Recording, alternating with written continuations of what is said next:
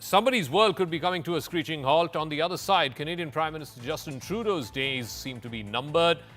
He's likely to make an announcement within the next hour or so where he could potentially announce that he is resigning as leader of the Liberal Party. What does that mean for his government? What does that mean for the tumultuous politics and the dip, the nosedive that we've seen in ties between Delhi and Ottawa over the last couple of years or so? All that and more right on the other side of this quick break. It is a fast-paced, developing story, a story with huge interest here in India, and we're going to be right on top of it right on the other side of this break.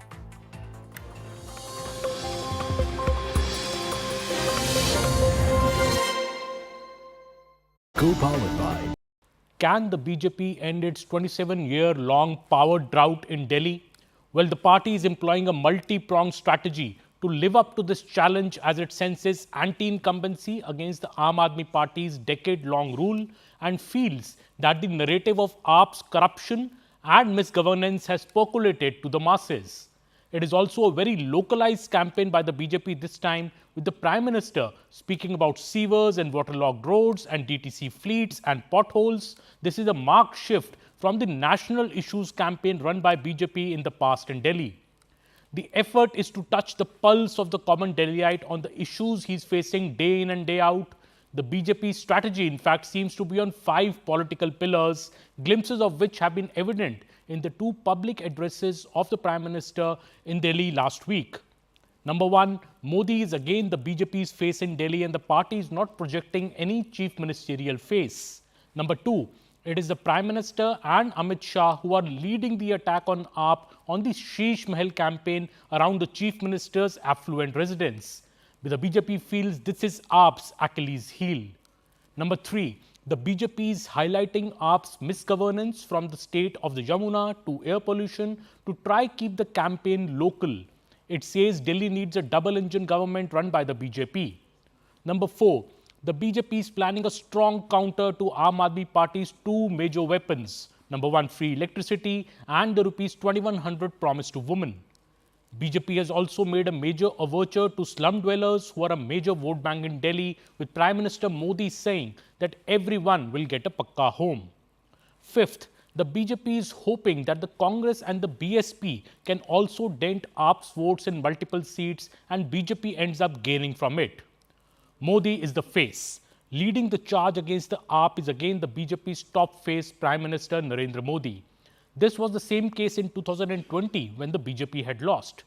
BJP did project Kiran Bedi as their chief ministerial face in 2015, but that ended in a disaster as AAP won as many as 67 out of the 70 seats in Delhi.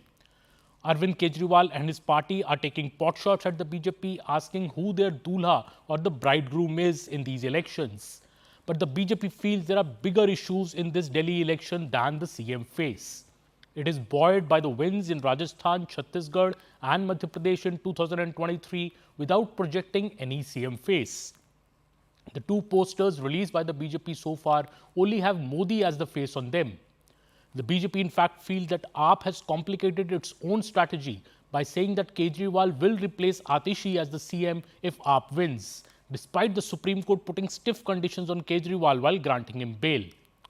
Number 2, big strategy of the BJP is Sheesh Mahal AAP's Achilles heel. Well, unlike 2020, when BJP did not have as much ammunition on the front of corruption of AAP, this election is different, as the Sheesh Mahal controversy around the CM's affluent residence could prove to be its Achilles heel.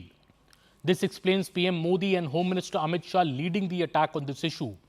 To quote Prime Minister Modi, I never built a house for myself. I could have also built a Sheesh Mahal, but my dream has been that the poor get a concrete house. A latest CAG report, which has not been tabled in the Delhi Assembly so far, has also posed serious questions on the lavish expenditure done in refurbishing and renovating the CM's residence in Delhi. The Prime Minister has led the attack on this CAG report as well, saying Kejriwal was focused on building the Sheesh Mahal at a time when the national capital was struggling with COVID. Failed governance. BJP is also doubling down on the state of the Yamuna and the persistent air pollution issue in the national capital to corner AAP's governance model in Delhi. PM has termed AAP as Apada or a calamity for Delhi, while the AAP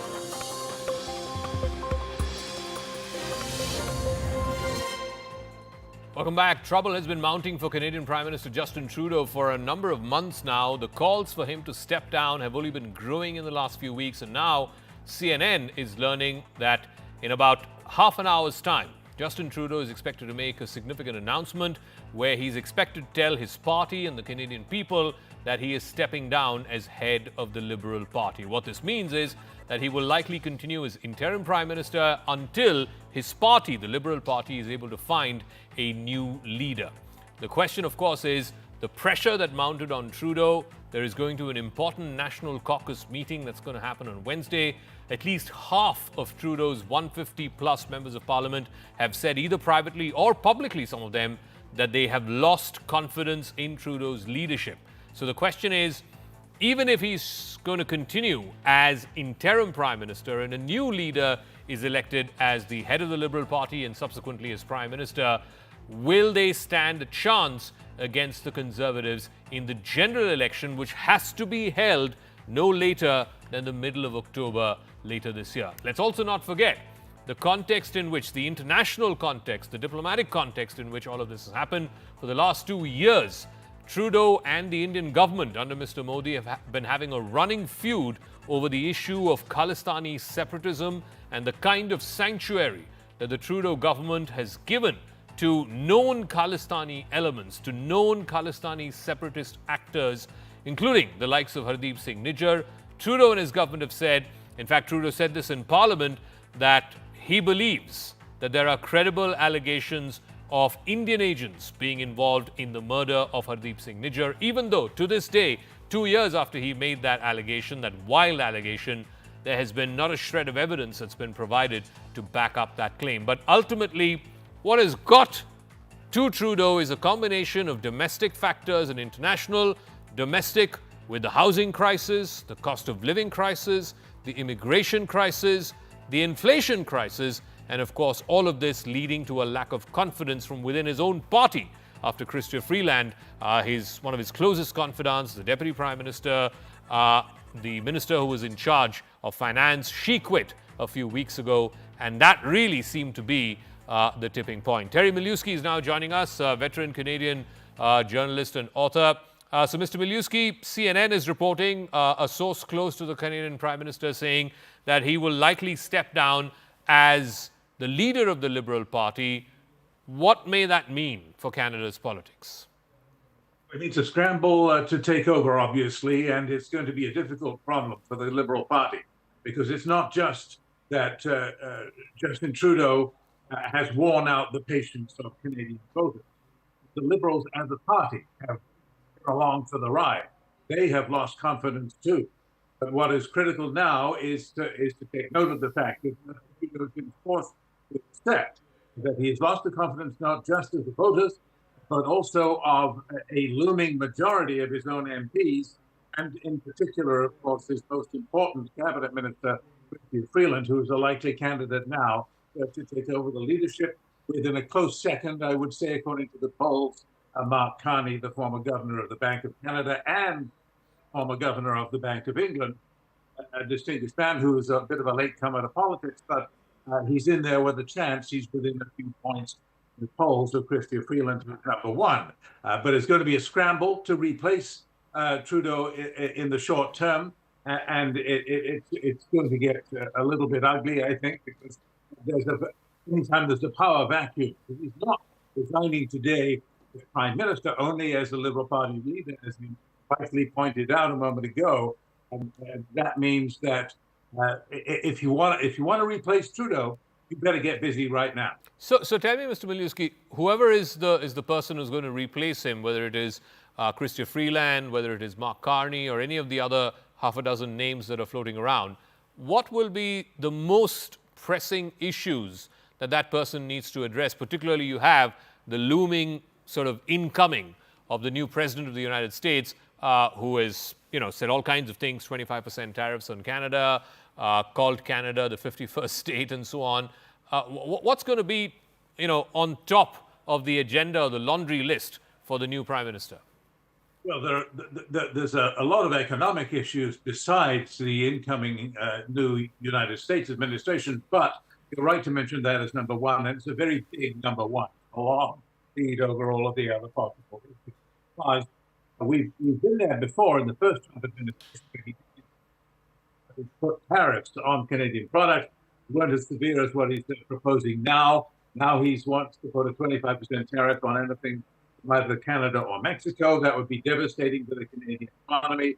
Already, Trudeau's government has been scrambling to put measures in place on the border. In particular, the demand made by Trump to close the border to drugs, close the border to illegal immigration. If you do that, then maybe I'll think again about the tariff.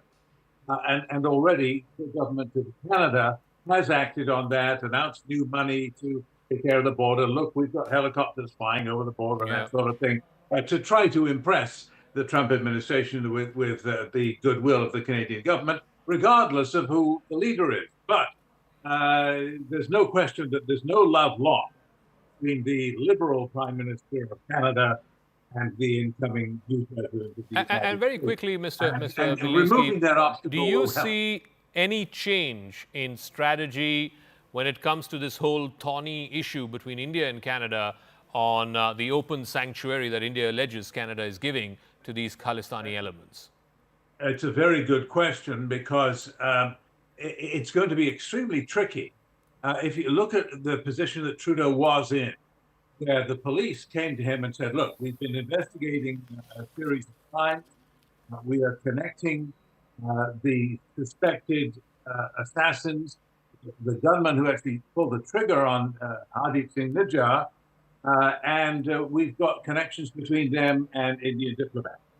So what are you going to do as Prime Minister? Do you shut up about it?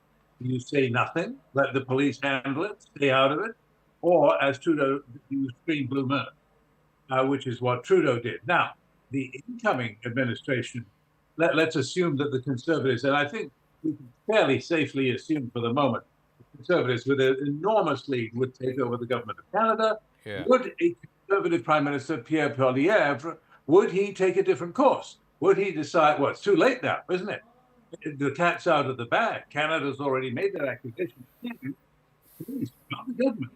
The police, which are independent in this, gone further and said there's a whole crime wave of murder and extortion, several murders, lots of cases, 30 suspects have been charged. I don't see how it's possible for a new prime minister to roll all of that back. Okay. Put it out of the barn. That conflict is going to continue. Even if he handles it more tactfully, it's not going to go away because the charges have been laid in many of these cases. Okay, Mr. Miliuski, we'll leave it at that. We are awaiting that announcement by Justin Trudeau in the next less than half an hour or so. Thank you very much for joining us and putting that into perspective. Let's just paint the context here. So you have a cost of living crisis, you have an immigration crisis, you have a massive price of groceries crisis, and all of this sort of culminated with the exit of one of Mr. Trudeau's closest allies in Chrystia Freeland, who was the Deputy Prime Minister, the Finance Minister, and that really was the tipping point.